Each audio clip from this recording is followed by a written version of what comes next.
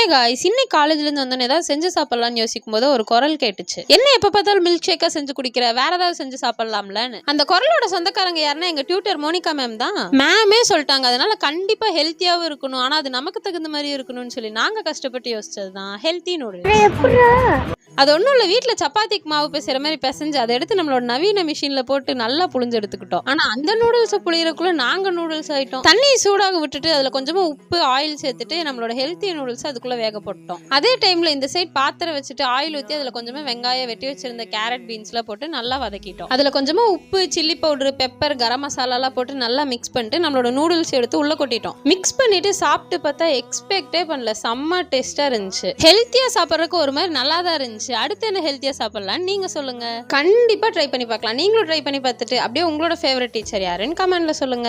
Tata bye bye, see you next vlog.